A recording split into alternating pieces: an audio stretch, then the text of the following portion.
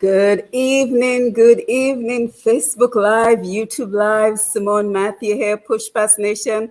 Come on in, check in, post a message, let us know that you are here. We have Dr. Thomson Fontaine with us. As you know, he is in Dominica.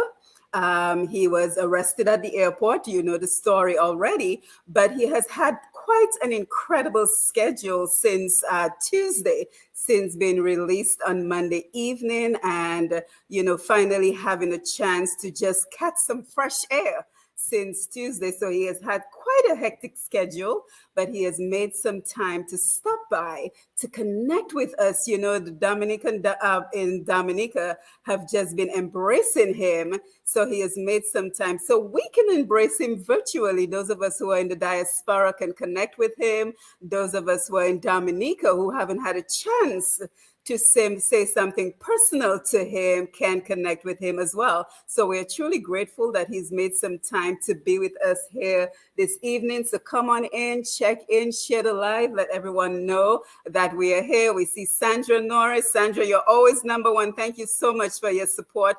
Glenda, another big support. And of course, Mr. Loftus Durant, top fan.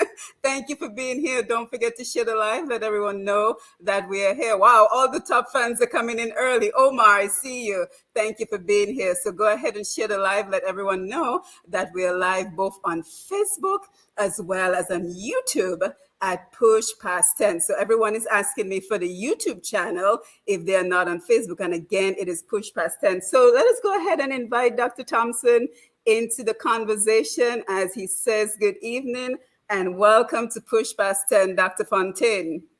Hi, yes, I'm Siwan. A very good evening to you and to your many, many listeners, those who are tuned in on social media. What an honor it is for me to be with you tonight. Yes, and thank you for being here. And we always start the program by thanking our sponsors, Badui Financial Services and TDN Radio. And of course, you will be very familiar with TDN Radio because you actually started TDN Radio. So even before we get into the conversation, just kind of tell us about the Dominican on the Dominican.net and TDN Radio as it shows your passion for everything that you do for Dominica. Yes, indeed. In fact, the Dominican.net was born in 2009 on the eve of the general elections in Dominica. And the whole idea was to make sure that the persons in the diaspora were able to listen into the results of the elections, because up to that point in previous elections, with only DBS giving the results out, it was very difficult for people. A lot of people in diaspora would not have access because after a while the bandwidth issues would kick in and so on. So I created this radio after over 24 hours, basically, having absolutely no knowledge about radio, internet radio, going online, reading up everything I needed to do. And within 24 hours, I had a TDN radio set up and running. And we covered the elections of 2009 very effectively. Thousands of Dominicans were able to listen that way. And we've been going strong ever since. Probably the most memorable period that Dominicans may remember was Hurricane Maria 2017, when TDN Radio was the only link between Dominica and the outside world. So we've been going on strong over this past 13 years now. And it is something that we're all very proud of. It's a great emblem. It's a great symbol of the Dominican diaspora and what we can accomplish when we work together. And I think, we have a number of volunteers. It's all voluntary. All of our DJs from New York, from Toronto, they're all voluntary. Our station manager, Sam George, is doing that voluntarily, all the technical work. So we're very fortunate to be able to give back like this when people volunteer the time and the effort and the energy.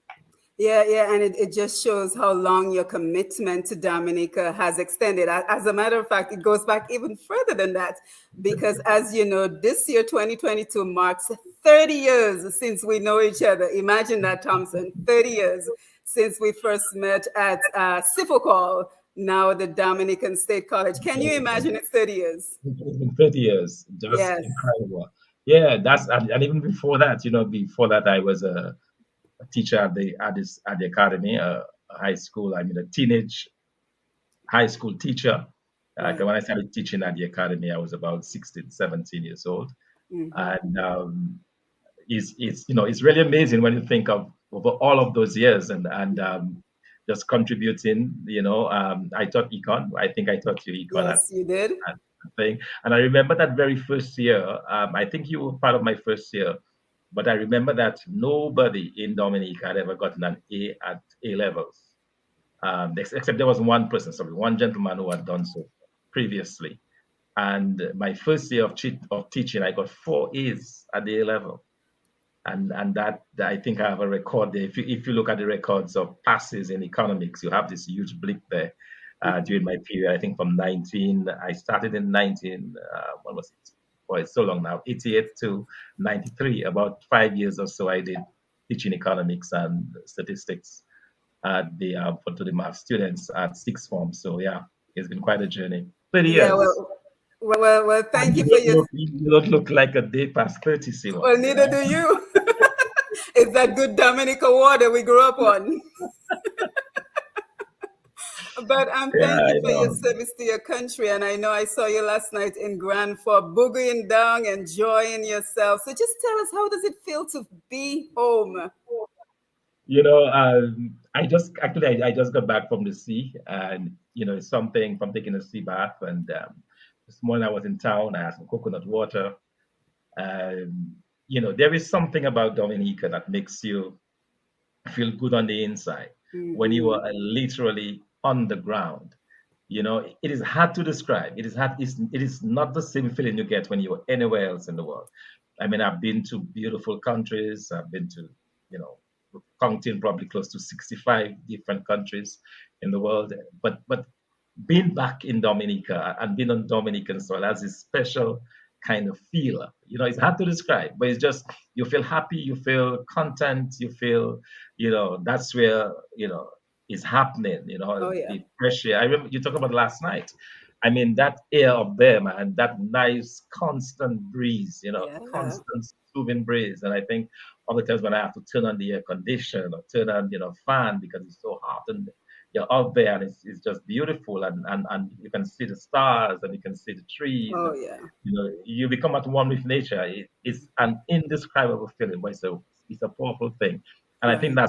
that's what keep us all of us young, I believe.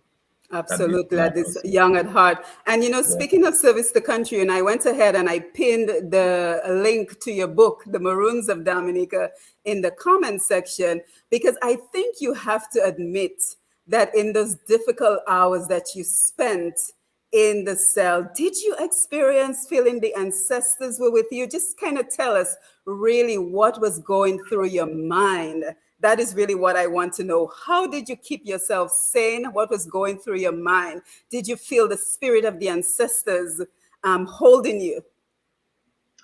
Wow, without being too dramatic, that was exactly what I felt. I felt that I was being supported, I was being sustained, and not only the spirit of the ancestors, but the real Dominican patriots who were outside of that police station shouting my name up to 4 o'clock in the morning and just depriving themselves of sleep, of the comfort of their homes, of their beds, and so on, and being out there and feeling that this is something that you had to go through, that you had to endure, so that we can have a better Dominica.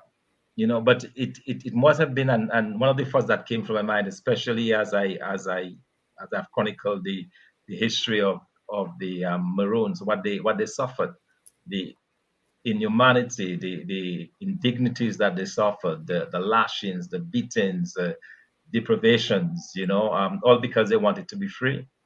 And the fact that we can endure a little bit, just a little of what they went through is something. But ultimately, I think their strength, and that's why it's so important for us to know our history. And some of the things, even last night, I pointed out to the people of Glanford, I reminded them of our proud history, of the fact that when Bala attacked the Rosalie estate on December 17, 1785, that made headline news all over the world.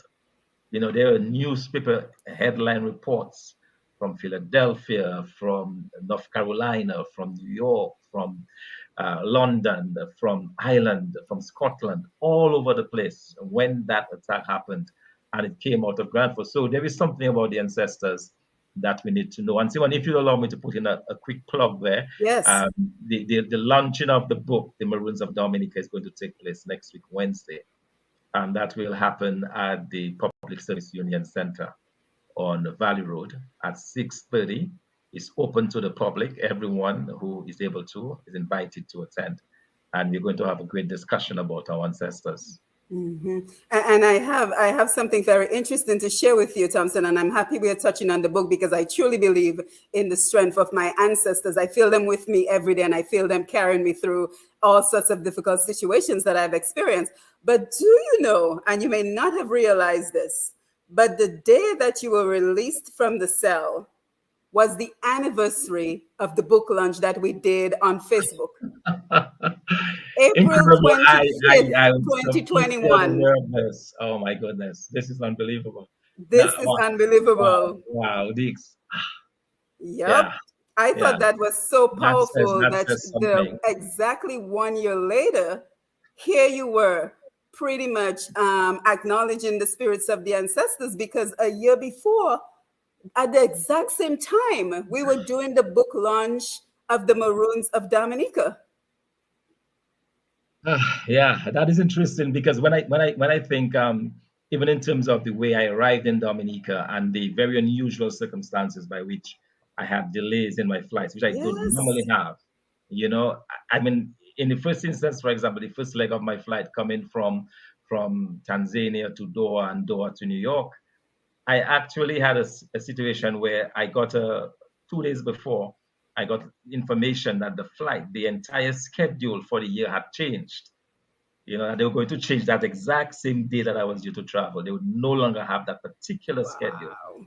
So it was pushed back by one. It wasn't just the idea of the flight being cancelled or postponed. It was that they were changing completely the sequence of the flights of the flight. So that flight that I was on was no longer available as of that particular day. So they had to redo it again. And then when I got to Miami from New York, a further delay because of weather in Dominica, not able to come in. So it looked like everything was being pushed towards Right. the 23rd, that day of our launching of the Right, Marines of right. Dominica. And the fact that you had to experience those 2 days where even if you had a choice, you would not be able to make it into the courtroom because you Exactly, needed to exactly. go through that fire. And we will talk about your new mission as it relates to what you do. But I want you to take us all the way back, Dr. Fontaine, to when you first started thinking about coming home to Dominica. Because as we know, those charges have been hanging over your head for about, what, 4 or 5 years? So kind of Yeah. take us through the thought process. What were you thinking? When did you decide, you know what, it is time that I'm no longer kept away from my country? I need to go face Oh no, it was what a is very ahead easy of me. it was a very easy decision. As soon as I learned that the country was opened up, I could not come to Dominica last year, the year before during the COVID pandemic because of the stringent quarantine situation. I get only a few days of leave, and I wasn't going to come to Dominica just to stay in quarantine. Hmm. Not only that, but when you were flying out of Africa, you had all sorts of requirements in terms of when you can get a test. It was just extremely difficult to get out and to get to Dominica. But as soon as the country was opened up, I began to look for the opportunity. So the first chance I got after Dominica opened up, I was there because before 20, I was last in Dominica in November of 2018. Before that time, I would come to Dominica, probably once or twice a year consistently. So it was just a matter of the intervention of the COVID and the difficulty. You may recall, for example, that we were not allowed to leave South Sudan for 7 months in Hmm. 2020. We were not allowed to leave, period. We had to lock down in the country, So it's just the first chance that I got. So that was fairly recent. I was waiting for the opportunity to come back and to deal with this particular situation. And the first chance I got, I came back. Now, we all know you as a very selfless person. So even in your own experiences, you took time to connect with the inmates and you took time to observe what was going on around you. So kind of just tell us about that experience in terms of, what the inmates are facing and just the general conditions that they're being held in. And mind you, we have to keep in mind that these are people who have not been convicted of a crime. You know, one of the things that I always maintain is that societies that succeed, societies that do good, are those that take care of the weak and the less privileged amongst them. And you can tell about the character of a country by the way we treat those who do not have means, those who do not have financing, those who may not have somebody to speak up for them.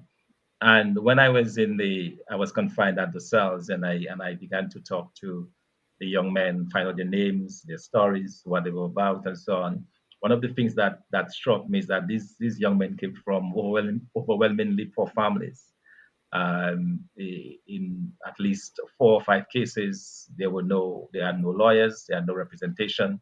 They were actually going into court without any kind of representation. I remember having to discuss certain things. I remember in a particular case, one young man pleaded guilty, or not guilty rather, to a charge. And we were discussing his charge. He said, well, he didn't have a lawyer. He did not know, but if he pleads not guilty, it was for stealing a battery or something like that. A battery that costs probably $40, or tool, sorry, that costs about $40. And he pleaded not guilty. But by virtue of pleading not guilty, it meant that, and he was remanded in prison, it meant that his case would not be heard on the Monday. He would have had to be sent back to stock farm for an indeterminate length of time. I told him, well, you got to change your plea. I'm not a lawyer, but I'm telling him, because you change your plea, this is not going to send you to jail. You're not going to go to jail for a tool and it's your first offense. You're not going to go to jail for that. That is a finable. That's something that will most likely you will be fined. All right. So you plead not guilty, you're going to be sent by the magistrate back to stock farm for length of time. So you're going to be basically with other prisoners in the stock farm prison for a period. And all you've done is a very petty affair. It might make more sense to simply plead guilty and take a charge and walk out that same day. So but these are things that normally a person would be able to have a conversation with their lawyer. We don't have that. So you have a number of persons that are going through the system like this, that are really, you know, they're taken advantage of, so to speak. Right. And at the end of the day, you have a person's life. Now, suddenly that person is a career criminal because over a petty thing, he went into prison, he's incorporated into all of this atmosphere and so on, and that person's life is destroyed. There was this other incident of this gentleman who was, I believe he was crazy because he was up all night, screaming, shouting, sometimes making different sounds, animal sounds, and so on, and speaking. He would just pick up his hand and say, "Hello, hello," and Oh like he has a my. phone, Oh my. and Oh he's talking my. into the phone, and he's having this big conversation with somebody else, obviously imagined and so on. But he was there because he had stolen, his crime was he had stolen 6 bread worth about $7.20. And yet he was being subjected to a life in a cell that is filthy. You've heard me describe it as such, roach infested, mosquito infested, rat infested, and subjected to that, and getting a steady diet of bread and butter and Kool-Aid. And he's been having that for night after night after night. And it defies humanity that somebody who has done it, and especially someone who appears to be not mentally stable, that they would have to be enduring this. I tried my best to talk to him. At one point, he took a shower and he just showered with all of his clothes. Oh my. And there he is on this having to sleep on this cold floor, in wet outfits. And for a loaf of bread, for 6 bread, to me the correct thing in this situation was, if this happens, this gentleman, there should be a situation where, within the police setup, if that crime is committed, if the person pleads guilty, you give them a fine or a warning and you send them home. Absolutely. Or in that case, if he has a mental issue, you refer him Mhm. to the mental hospital. I noticed that, on Sunday, his foot began swelling, like really, really, really big. So I called the officer. I said, officer, you need to get this gentleman to a hospital. This is a human being. His foot is swelling. He's walking on this cold floor without shoes. But look at how huge, his right foot is about twice the size of his left foot. You need to give this guy some medical attention. This is a human being. This is a person with a heart, with a soul, with a family. So I think little things like this, that really it really brought home to me, some of the injustices of the of the current system, and that's why I believe the idea of police and judicial reform is key. How do we take care of people that commit very very petty crime? Shouldn't we just have a system where they can be bailed out the same day, or not have to spend time in jail because of those petty crimes? So I think we have to rethink our system, and it's not good. And even for the jail cells, what is wrong in having a bench that somebody can sit on? You have to literally you sit on the floor. There is absolutely nothing to sit on. There is no chair. There is no bed. You sit on the floor. You sleep on the floor. And Yeah, and again, we have to remind people that these are not even convicted criminals, exactly, right? exactly. So a conviction has not even been leveled at you, but yet you are kept in these conditions. So I want to thank you, Thompson. And of course, we have much more to talk about. But one of the reasons I asked you to come on is so that our virtual audience can embrace you virtually. And we have quite a number of people on the live. As a matter of fact, I think we're up to 149 people on the live, plus everyone who will see this during the replay. But since Mr. Loftus Dura is also on the live, I wanted to personally commend him because besides Lofty, and I want to say, of course, Q95, the big station, I don't believe there was as much coverage from the other media houses. And you chuckle because you know the reality on the ground, Thompson. So I want to ask you what you thought that was about, but let us engage with our audience. I am very popular for being one to engage with my audience, and that's why they keep coming back. So let's acknowledge them and make sure that we are acknowledging them and seeing what they're saying. We have Glenda Isles, Clyde Gregoire is here. Let's see some of the comments. Sandra says, good evening. Let's see. Glenda, thank you for sharing. Hermelino, Auntie Hummy is watching and listening. Oh, from the hospital. Auntie Hummy, I hope you're getting better. Lofty saying hi and greetings to you and Dr. Fontaine and everyone else. Thank you, Lofty, for being here. Clyde Gregoire Thompson is a prayer warrior, and I am not afraid for him. Thank you. My mom is watching. Medina Senhouse. Elizabeth Thomas, Liz out there in Massachusetts. Wow, I did not know he started TDN radio. Bravo. Welcome, Dr. Fontaine. Thank you for that. Someone of the last name later says, is this Simone Senhouse? Yes, it's Simone Senhouse. That's my maiden name. My mom says, in solidarity with Dr. Thomson Fontaine, we are very proud of you. God bless you. Clyde Gregoire Thompson is, oh yeah, you said that already. Clyde, my Aunt Hummy. Good evening, Dr. Honorable Fontaine. If I'm not around to see you as the Prime Minister, my grandchildren will. God bless your humble soul from Florida. Thank you for that. Royston Francis, the champion. That's all he said. Debbie, good evening, Dr. Honorable Fontaine. It was a pleasure to see you earlier today and give you such a hearty handshake. God bless you every step.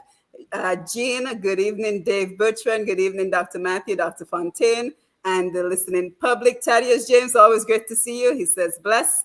Virginia Durand, good evening. Veronica Pascal, hi, Simone and Dr. Fontaine. So we'll take some more comments. I see Maslin Edwards is on the live. Thank you for being here, Maslin. And she says, good evening, Dr. Simone and Dr. Fontaine. The strong shall live. Arnold Tulo, enlightening discussion. So Thompson, kind of just tell us, do you find the support invigorating? What is your thoughts on all the support that you have been receiving?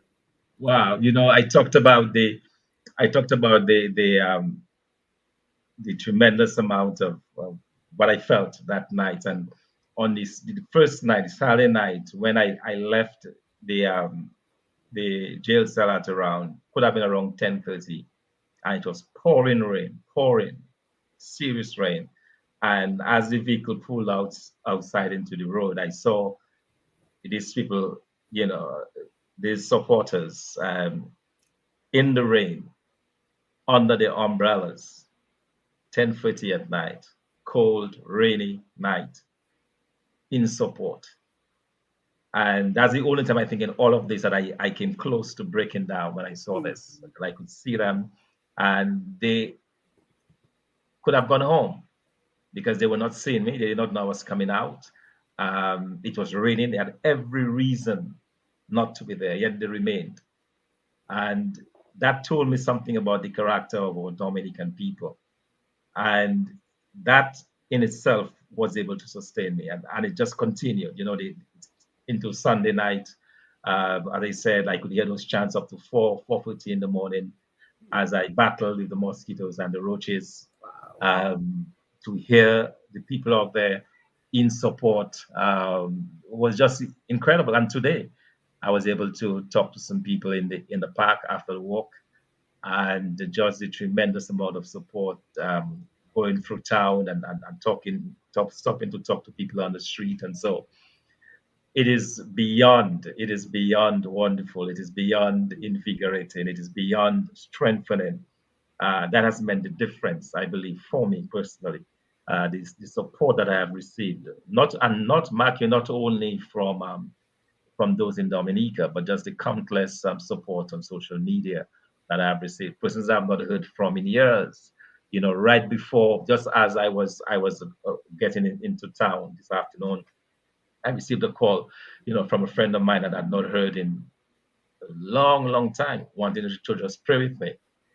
So that kind of support, that kind of it is mind-boggling, and I'm truly humbled and I'm truly happy that I have that support, and that makes all the difference to me, quite frankly. Yeah, and we're hearing a lot of talk about Dr. Thomson Fontaine for Prime Minister. So I want to touch on that. But I want to just stay on the conditions of the holding cell for just a little bit longer, Dr. Fontaine, because I think this has become your new mission. And on Monday, during your release, we were actually doing a program with Mr. Alvin Thomas and Mr. Lennon Matthew, and my sister-in-law, Sabria Senhouse, who actually practiced law in Dominica. One of the things she told us was that you have many people who are arrested confessing to crimes that they did not commit simply because they do not want to experience what you and others experience. I was floored when she said that. She said, this is how people confess to crimes that they have not done because they dread having to be placed in the cell the way that you did. So kind of tell us, do you have any thoughts on how you might approach the changes that we all can agree are needed for the detention cells, and even the prison I hear is not any better up in Stockholm? Do you have any thoughts on how you might approach this? Yes, in fact, I've given that quite a bit of thought. I think that is something that has to be addressed, and addressed urgently. And you talk about confession, but the other thing is that some of them are literally beaten by the police into confessing. Wow. As luck would have it, when I was transferred to the cell, there is a cell. I was not even aware of that. There is a cell at the magistrate's court there in Roseau, and I met two individuals who told me that they were beaten up mercilessly by the police. One was actually, I remember seeing a picture of him. I thought he was dead, half buried in sand on Donkey Beach. And he said, "Yeah, that was me." He showed me his scars. The gentleman showed me the scars, all of that. His skull almost cracked. His legs and so on, been beaten up, his hands and so, by the police. And he said all because they wanted to beat a confession out of him. And I'm thinking, I thought that was something that was long done with in Dominica. I Mhm. thought that was something that we had long passed. Because if you look at any detective thing on television these days, you see all the police, they get a lot more information by befriending, the possible criminals, and talking to them and encouraging them to speak. But to beat confessions out of people and still get a conviction in the court, is something that we have to look at. So in terms of how how that is reformed, what I would like to see is that we put some resources into hiring some professionals. I recall a few years ago, Dr. Peter Saint Jean actually offered his services as an expert in this area, a Chicago trained criminologist, offered his services to the government of Dominica to do that kind of work. That's what needs to be done. You need to first hire a competent professional who can review what exists and recommend changes that can be implemented immediately. But we need to do better. We need to treat Dominicans, better than this. And then, Matthew, Simon, not only this. In all of this, there was also a Venezuelan there that I met who had served his time in stock farm, but because he does not have money to return home, was stuck in the cell as well. So there is something about this that is not humane, that is not right, and we absolutely have to find a way to deal with it. And I believe the way you start by doing this, is to get a professional, get some kind of reporter, blue ribbon panel, get 2 or 3 individuals who can study the entire system and make solid recommendations that are implementable, that can change what we have today. Right, because that is what I was about to say. I was about to say, well, it seems like we are still beating confessions out of people because we don't have the right training and the right resources to provide it to our police officers so that they can interrogate people correctly. We even had a case recently of a young man being pretty much killed, and no one was held accountable for the fact that he died in police custody because, again, they were trying to beat a confession out of him. So, again, like you said, there has to be a better way. Absolutely, and there's no excuse for this type of behavior. These are flagrant, abuses of human rights, and it should stop. We should not be having that on our island of 70,000 people. Absolutely. That should be a thing of the past. Yes, I want to go into the echoes of Thomson Fontaine for Prime Minister. So it sounds like you came down to Dominica with the idea of facing the charges and your book launch, but now we're hearing all sorts of chants around the island. But before we do so, let's go back to acknowledging the Facebook Live audience. Veronica Pascal, hi Simone and Dr. Fontaine. Yuslit Royer, love you. Our Nelson Mandela, very nice. Everlasting Peter, congrats, Dr. Fontaine. My daughter ordered your book for me last night. Yes, and everyone, just keep in mind, I've posted the link to the book. Everyone should have a copy of the book. I think I was one of the very first people to actually finish reading the book. I'm very proud to say that because we had the book launch and I wanted to make sure that I had read it from page to page. And you will be surprised. There's some names that pop into the book that you're like, this generation has been... This last name has been into crime for a very long time. So anyway, we're going to leave that alone. Dave Bertrand, Dr. Fontaine, what do you think about presenting the Maroons of Dominica in a cartoon form? That's a question for you. What's your thoughts on that? All right, I must admit I had not thought about it before, but that is certainly something that we can look forward. We can look towards doing. Because anything that can help spread the message and spread the word about the history of our Maroon ancestors, I believe, is worth doing. Irresistible, Cordelia, good evening, Dr. Fontaine, and Matthew, interesting discussion, thank you. Yvette James, how can we access this on YouTube? Yvette, is the very same as Facebook. So on YouTube, just have anyone type in push past 10 in the search area, and you will be able to find it. Marcelin Edwards, thanks, really don't get it with the justice system in Dominica. People are bailed for committing heinous crimes in Dominica, while people of petty crimes are severely punished, beginning in the police cells. Thank you, Marcelin. Jerry Nelson, bless up Dr. Fontaine. Bolo, nice program. Miranda Williams, watching from New Jersey. Arnold Tulos, so the rats, cockroaches are also in the rest of the station because it's a closed compound. So the guards and the police officers have to be careful if they're eating food. I mean, the rats and the cockroaches are not going to just stay in your cell, right? Shirley James. I hope they don't just stay in the cells. Let's put it that way.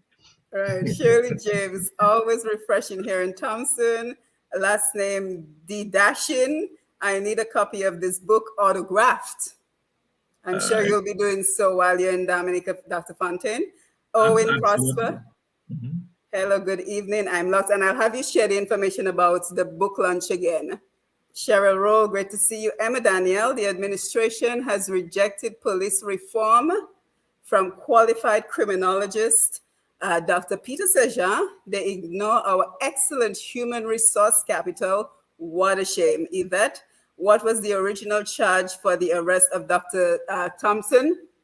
What was your original charge? And I have a gag order. I'm not supposed to Yes, speak at all about this, so yes, I thank I'm, you. I'm, I'm sorry, but I have to not Right. speak to this particular question. Amelie Fontaine, cuz I'm proud of you. J. Joe, tell Dr. Fontaine that dance last night was great. What? I was watching Dr. Fontaine boogieing. Now I say, oh, he has strokes, boy. Sam Hill, evening all. And hi, Sam, nice to see you. Shirley James, just a breath of fresh air, speaking just ordinary language as the ordinary Dominican can understand the humility. Valley, oh, she's tagging somebody. Okay. The later person, sorry, I can't pronounce your first name. I am a close family in Vegas. Oops, I just met a cousin. Nice to meet you. Flora, good evening. Hello, Dr. Fontaine. It's great to see you. Dr. Simone, thank you for your wonderful shows. Thank you. You're welcome. Marina Charles, Dominica Mandela, Cheryl, I clean my house every day and I still get cockroaches and mosquitoes. Okay. All right. I'm going to leave that alone. Patricia Fontaine. Hey, Thompson, we are listening to your ordeal. You are a warrior. Good fight, my brother. Let's see, Jan call flick, don't know what that is. Cheryl, everywhere have cockroaches and mosquitoes. Okay, Cheryl, that's a whole other conversation. Ivinia Joseph, thank you for the hug, Dr. Fontaine. It will forever remain in my memory book. Rubes, Hermelina Watsons, you are not going anywhere. We're going down to vote for him. Yes, so let's take a pause right there. We'll take some more comments in a little while. But Dr. Fontaine, we're hearing a lot of buzz of Thomson Fontaine for Prime Minister. Your thoughts? Well, Simon, to be honest with you, right now I am still Thomson Fontaine, Deputy Chief of Staff for Strategy for the government of South Sudan, and that's all I know right now. Mm-hmm. You're just going to leave it at that. I like That's that. really Good all answer. Good that's all I answer. know. Shirley James. So does that mean that the government institutions has to have roaches and rats purposefully for the inmates? Because your neighbors has rats and roaches. Does that mean you keep the roaches in your house and not get an exterminator, a cat, anything, not to have roaches? We seem to be stuck on the roaches, Dr. Fontaine. Dr. Fontaine is Martin Luther King of Dominica. Rosie, hey, Dr. Fontaine, much love. Happy to see you again. So I'm just really happy to see everyone who has turned out to give you a virtual hug. I know you've had a few press opportunities, but I don't think there's been enough opportunities just to hear what people at home and abroad think about you, are saying about you, and how they're showing you their support for everything that you're doing. So just kind of tell us, what can we expect at the book launch next Wednesday?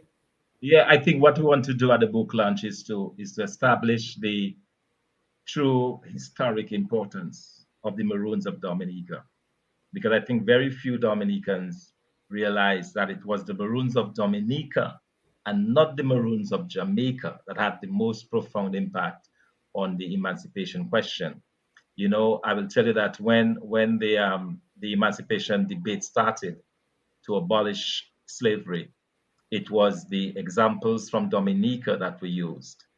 It was the conditions of the slaves in Dominica. It was the conditions of the treatment of the Maroons when they were caught that was highlighted in the British Parliament and so revolted the conscience of the British public and led to the end of slavery. It took a very long time, from 1778, but it was right around the time when the Maroons of Dominica began to do things like we talked about Bala, to kill estate owners, to burn down estates, to kill the animals on the estates, to go in and encourage their fellow slaves to leave the estate. It was when that began to happen that it got the attention of the British Parliament. So what we'll try to do is to establish just the historic importance of the Maroons of Dominica, and also establish what this has meant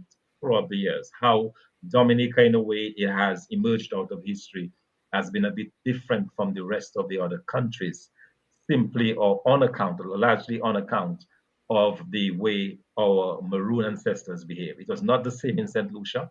It was not the same in Guadeloupe. It was not the same in any of the other islands. The behavior of the slaves, of the Maroons in Dominica, was exceptional. It was set aside. It was different from the behavior of the other slaves on the other plantations. And that, I believe, tells us that this country is blessed, that this country is certainly set aside, that there is something special about Dominica that we ought to know. I mean, we ought to look in the annals of our history to do that. So that would be an idea to introduce the book. I will also explain the process that I went through in terms of researching the book, because I'm not a historian. Although I taught high school history, but I'm not a historian. But I applied the same methods of research that I would use if I was researching a topic in economics to come by the information. So I'll explain all of that, and also explain what was going on at the time in the British West Indies, and how, first and foremost, the Maroons of Dominica were responsible for the abolishment of the slave trade. Yeah, and I highly recommend this book. Highly. As a matter of fact, I read it, and the only reason I don't have my copy is because my mom took it to New York so she could read it. So I recommend you read it. I recommend your children read it, and I promise you, you will not see yourself the same as a Dominican when you realize what the Maroons of Dominica were able to achieve for about 50 years, right? Thompson, Yes, they were. about 50 years before, a very sadistic governor by the Mhm. name of Robert Ainsley came and tried to really destroy them. He said that he would put to death men, women, and children, irrespective, put them to death if any of them chose to leave the estate. And he murdered in the process countless of our ancestors. And it was only then that, with murder and through trial, through trumped up charges and trumped up trials, we saw them trying to bring an end to the Maroons of Dominica. And you know, Thompson, your ability to give back to Dominica is just endless, because I also am a loyal follower of your program on Sundays, Lifeline on Q95, the big station. And I have to be honest with you, I have learned so much from Lifeline. And one of the most salient things I learned from your program was the fact that when slavery was abolished, the slave owners were seeking payment Compensation, yeah, for yeah. the compensation They were all for the compensated. loss of their property. Yeah. So tell us a little bit about Lifeline and how we can follow you on Lifeline, because I do not let one Sunday go by without tuning into Lifeline. Yeah, and I want to thank the countless listeners like yourself, Simon. We have countless listeners that listen every Sunday. What I try to do is to, because I found out very early on that there is that very rich history of Dominica that we know nothing about. I mean, I taught history at high school, but I taught European history.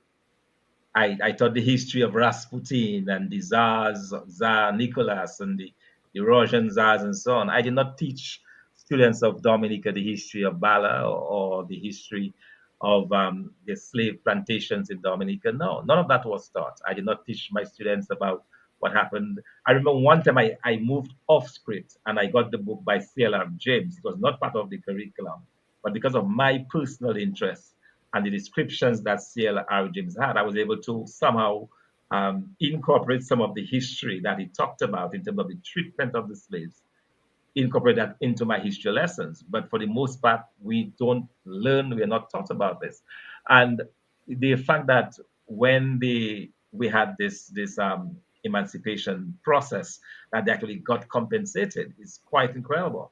So what I've been able to do over the years since we started in 2016 with Lifeline is to do some very serious research that has allowed me to come upon different bits and pieces of information about Dominica that I've been able to share with the audience. I've been able to share things on slavery. I've been able to share things about the capture of Roseau. I've been able to share things about the village of Point Michel, for example, how some of the names came about. I've been able to share some things about the Wesley community, how it came about, how it is different. Wesley Marigot is different from the rest of Dominica. I've been able to talk about the mutinies that happened in the 1800s, 1802 in the Cabrits. So different aspects of Dominican history that I've been able to really incorporate into the program and relate that, also the Kalinago, the brave history of the Kalinago Oh Indians, yeah. that relationship that they had with the Europeans when they first came to the islands, how they interacted with them, what it did, because we have descriptions. I've come across a very interesting book that's called Wild Majesty, and I'd recommend this book for everybody. It talks about it's the history of the Kalinago Indians in Dominica, dating back to the very beginning when they came into contact with the What was the name again? it's called Wild Majesty by Thank Peter you. Whitehead. Wild Majesty. And but it's really the story of the Kalinago Indians, and in their defining stories of how they interacted with the Europeans, how they interacted even with the original slaves when they began to bring slaves British into Dominica, how the Kalinago Indians interacted with them, how this whole question of the Kalinagos being cannibals and so on, all of that came up. Some very fascinating stuff is in that book, and I've been able to relate some of that to our audience, because I believe that people that is ignorant of the history, they're very likely not to realize their full potential. I believe that we build, and you talked about the ancestors. Life is a cycle. You know, Mm-hmm. the world is round. The most important planet in our side of the universe is round.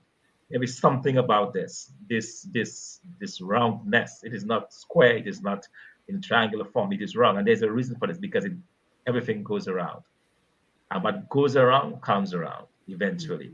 And whatever happens in the past will have a bearing on what happens in the future.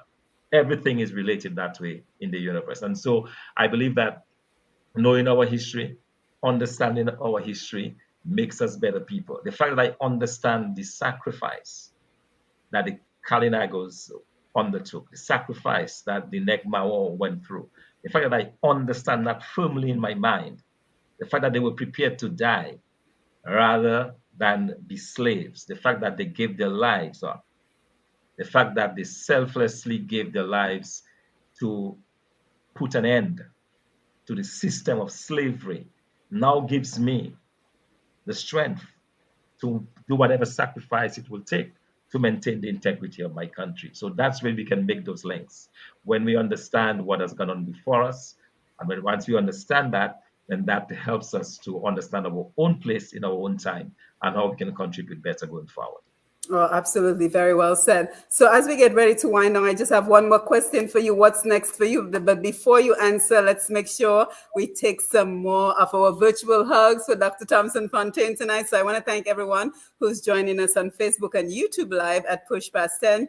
Rosie says, "Hey, Dr. Fontaine, much love for you. Happy to see you again in the land of your birth." And everyone keeps saying, well, why did Dr. Fontaine go back to Dominica? Because it's the land of his birth. No one has the right to tell any one of us that we can no longer go back home. So Thompson, I'm sure you've gotten that question a lot. Yeah, and I found it kind of unusual. A guy asked me, "But why did you come back?" I said, "But why not?" The I obvious don't question to me is, understand. why not? Why not come back to Dominica? Right. You It's know, your I country. mean, yeah, and I tell people that the quality of life in Dominica is bar none. I mean, can you move from taking a dip in the sea to taking a dip in the river to taking a dip in the glacier, all within the space of 1 hour, anywhere else in the world? Can you Mm-hmm. do that? Can you breathe the kind of oxygen that I was breathing in, last night in Grand Fort in many parts of the world? I don't And think not to mention the food, Thompson. I know you're so. just enjoying. I can Yeah, imagine. yeah, yeah. So we can go on and on and on, and also, but I think there is something fundamental about where you were born, and to me, it is a privilege to be able to go overseas and live. Mm-hmm. But it's not really a right. Your right is where you belong. It's your home. It's what we know. it is our piece of earth, and I joke very often with the Africans that I meet. They say, "But where are you from?" I say, "Well, I'm from the continent." They don't believe me. They say, "No, you don't sound like us. You don't." I say, "Yeah, I'm from the continent," but because we socialize elsewhere, we come Mhm. across a little bit differently. But ultimately, fundamentally, we belong here in Dominica, and to me, it's a relatively easy choice. What I would like to see, though, Simon, is that we create a lot more opportunities, in particular for young people in Dominica. I believe that a number of persons are leaving Dominica, a number of persons have left Dominica, not necessarily because they don't prefer Dominica, but because they don't have opportunities in Dominica. It is easier for them to find a job, for example, in St. Martin or in Anguilla or in Tortola. Even Tortola, it's easier to find a job for a Dominican than it is to find a job here in Dominica. It makes sense to migrate because you have to survive, you have to leave. But if we can create the environment in Dominica where those jobs are created, people will stay. Not only will people stay in Dominica, people will come back. I can tell you, if you were to take a census now of the number of Dominicans who would want to come back to Dominica, you'd find those hundreds I'm and hundreds one. of Dominicans. Yeah, if the opportunities would present themselves here in Dominica. So I think it's important for government, it's important for those who remain here in Dominica to create this environment that will allow for more Dominicans to firstly, enjoy a piece of the pie. There is enough for all Dominicans to live a good, decent, honorable life, and more to ensure that others can come in from outside Yeah, and and even now with technology, Thompson, because one of the things I've been doing now with Roots Connections and my other programs is to just let us realize that with technology, someone like me, I can work from anywhere. I'm an online professor. All I need is my computer and internet. absolutely, That's it. absolutely.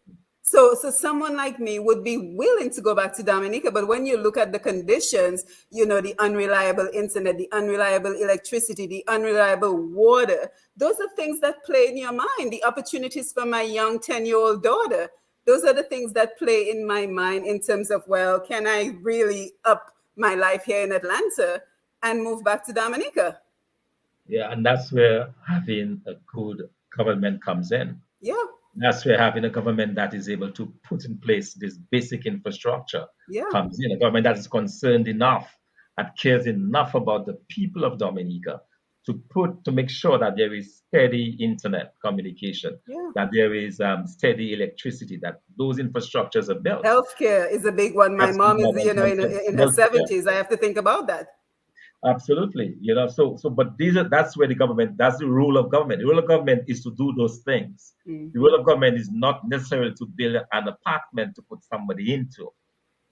All right. That's not the role of government.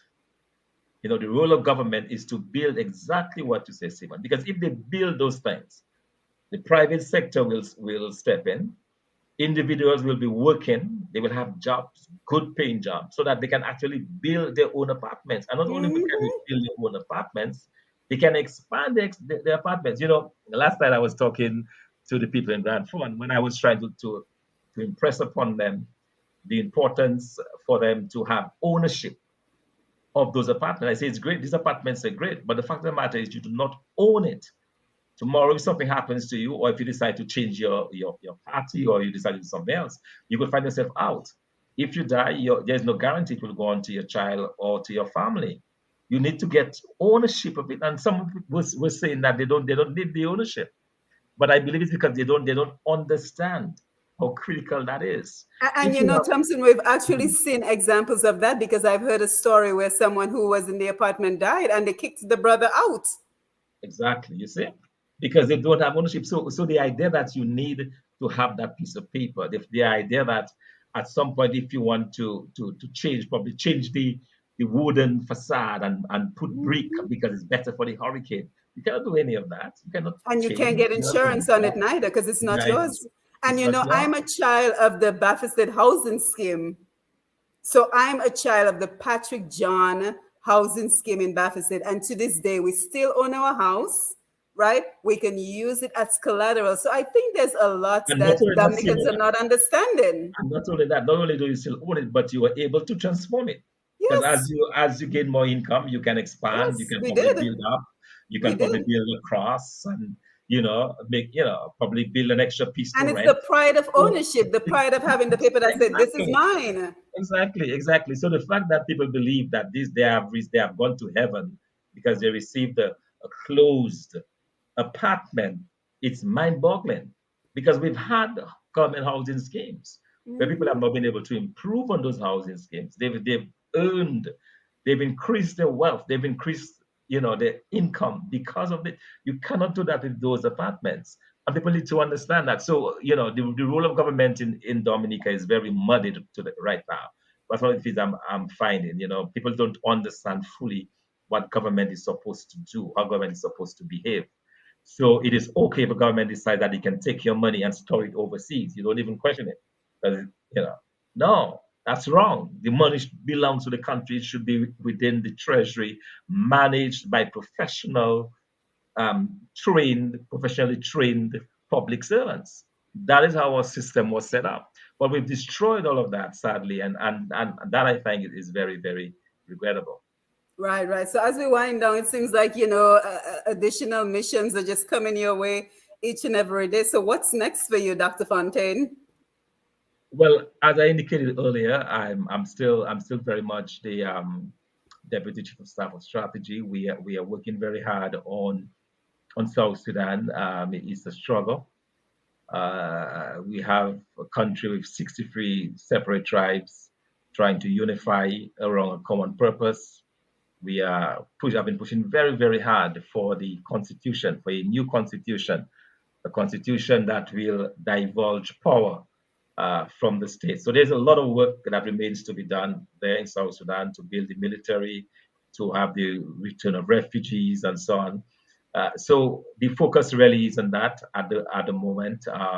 There are always opportunities on a almost once or twice a month. I will get requests from either from other agencies, whether it's the UN or the European Union or some other country government to assist somewhere.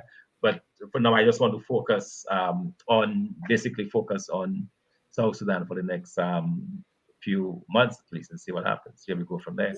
Yeah, and actually, what I'm going to do, what I'm doing while you're talking is I'm posting that interview that we did as well, where you talked about your work in South Sudan, so we can just get us an idea of the scope of the work that you do. So I want to thank you. I want to thank you for joining us.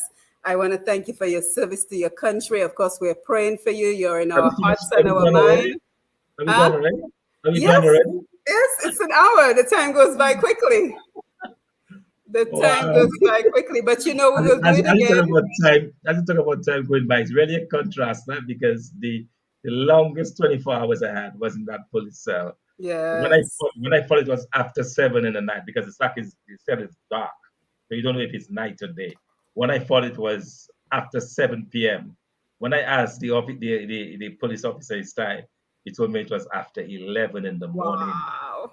and I thought it was And you're like, how many more hours does the day have? and I thought it was past 7. I thought it was past 7 in the night. Right, right, So that meant that time was simply suspended. The time was right.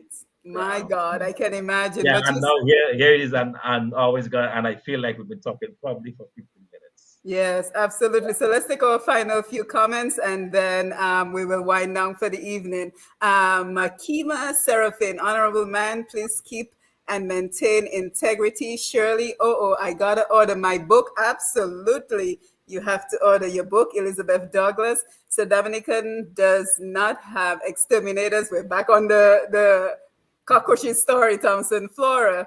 A one-sided prison system will only increase our non-productive citizens, which will ultimately affect us all. Valda Gabriel, nice to see you. Is the book also electronic? Thompson, do you have e-copies of the book? Oh, absolutely, yes, yes. On Amazon.com, and we have been accepted actually in practically every single European country. If you're living in Denmark, you can get it locally in Denmark, in Finland. We are in every single country.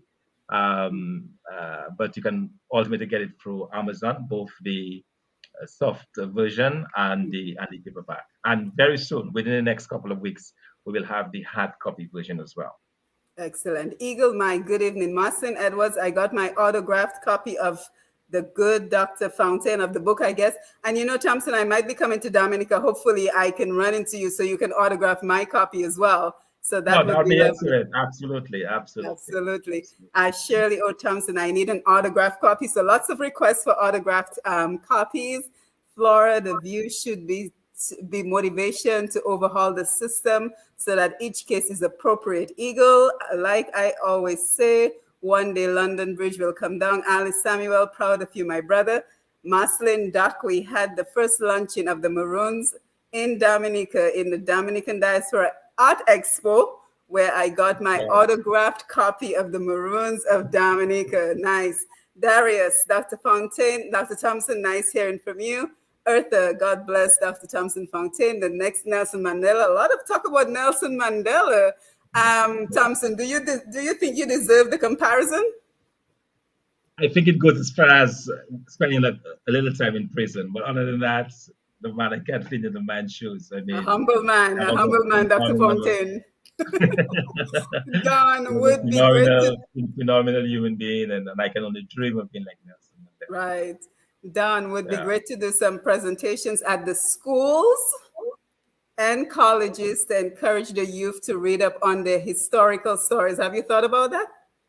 Yes, I have, and you know, it's very unfortunate as well. See, when I was hoping to launch the Maroons of Dominica at the UE Center, but I've been denied. Yeah, you know, they deny, and I'm very disappointed, obviously. What was the reason for your And denial? I was told in view of recent developments, quote unquote, because it was supposed to have been done today, actually. They had agreed, they had gotten permission to do it there at the UB Center. And I'm very disappointed, Oh, especially that's as sad. a UB graduate launching a literary work to to educate the Dominican public. And because of that situation, they're saying you cannot use the UE Center. Usually disappointing, but that's okay. We'll have more space. UB was limited to 70 people. We have, twice That's or three times the unfortunate. amount of space at the PSU. So we'll just go for it. Hmm. Yeah, Yeah. Dave Bertrand wants to connect with you about the idea of the cartoon. Do you have any contact information you'd like to leave with the public? Thompson. Myself? Okay. Yes. Yes, sure. Yes. Maroons of Dominica is a very easy one. Maroons of Dominica at Gmail. That's probably the easiest way that you can reach out to me. And of course, I'm on Facebook. You just type in my name, Thomson Fontaine, on Facebook, and drop me a line, and I'll respond. Excellent, excellent. Glenda Shillingford, I have a copy of The Fighting Maroons of Dominica by Lennox Honeychurch. Glenda, you also need Dr. Thompson's book.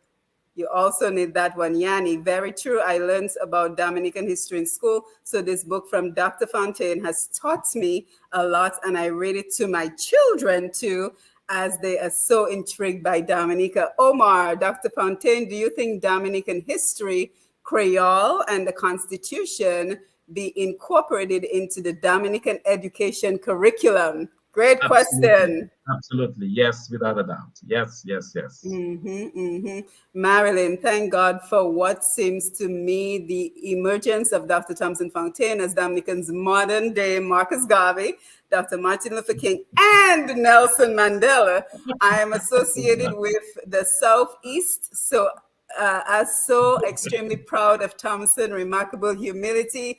Unfortunately, your comment is too long, so I gotta keep going. Anton George, I got my book about 1 month ago. It is wonderful. Mr. Mann, I like the linkage expressed between Maroons and Kalinago. Absolutely. Cynthia, don't come back. We don't need you all. I'm gonna leave that one alone. Don't come back. We don't need you all. Well, Cynthia, that's unfortunate that you feel that way because no man is an island, right? So unfortunately, we do need each other. That's unfortunate, right, Thompson, that we need each Absolutely. other? That's the point So exactly. We need unfortunate. each other. No one is an island. Absolutely. We're all Jerry, Dominica is a Dominicans. blessed place. It's just the government that's the issue. Kendra Nichols, good evening. So, everyone, thank you so, so much for being here. Bernard, guys in Dominica, you better access the Wi Fi than the US. The internet service in Dominica is great. Okay, thank you for that, Bernard. It's wonderful to know that it's great. Marceline, no weapon shall form against you. God bless you. So again, Dr. Fontaine, thank you for taking time out of your busy schedule to be with us, and your final words. Well, Simon, to thank you, of course, and to thank your many, many listeners. I see that we have a lot of people that have tuned in, and just to really show my thanks and appreciation. I hope I'll be able to return all of the love, all of the affection, and thank you for this virtual session. I could feel the warmth, and certainly welcome everyone for doing this. I'll be back on radio. I'll be on TDN radio tonight Yes. on This Week in Interview from 8 o'clock. So I'll be talking further on some of the things that I would like to see happen in Dominica. I'll be talking to Mr. Sam George on tdnradio.net, and that's at 8 o'clock. So yeah, but the struggle continues. I believe I appear again in court on Friday. So that battle there is still on. I would like to encourage all of you who can. We will also be having the launching of the Maroons of Dominica. It will be carried live as well over the internet. So it will be on TDN radio. It will be on TDN TV .net, It'll be on tdntv.net, Push Past 10 as well. on Push Past 10, yeah. So we'll have different avenues for the launching. It will be a great occasion, I believe, for us to come together on Wednesday night. I'll be able to interact with those on the ground and, probably issue a few more hugs, Simon. Yes, a few more virtual hugs. We so appreciate it. Glenda says, Simone, I was hoping you wouldn't read that disgusting comment. Glenda, we read all comments, right? Because everyone is welcome on this platform. We don't see colors. We are nonpartisan, non-political. We are just here to celebrate Dominica. We're here to, celebrate the important work of folks like Dr. Thomson Fontaine, who goes out of his way to ensure that he is giving back to Dominica. And that is what we encourage. We encourage everyone to find a way, find an avenue to give back to the country, because I always say love is a verb. So when we say we love Dominica, the next question is, how do you show? Not how you say, how do you show that you love Dominica? So again, I'm Simone Matthew. Thank you for being here on our Push Past 10 platform. Don't forget to follow Push Past 10. Don't forget to click the notification button to let us know the next time that we're going to be live. And of course, we have Roots Connections on Q at 8 p.m. this evening. So I better go get started and set up for that program. So again, on Q95 Radio, Q95DA.com, 8 p.m. tonight, Roots Connections. And if you miss Thompson or you miss me, remember, that's what Facebook is about. You can always come back and replay any program that you may have missed. So Thompson, again, thank you. Great seeing you. And all the best with everything. A pleasure, Simon. Thank you. And I will just remind you that you don't look a day past 30. Thank you. Thank you. So we'll be in touch. All right, for sure. All right, Thanks take so care. much. Thank you, everyone. Thank you for being here. Good night. Good night.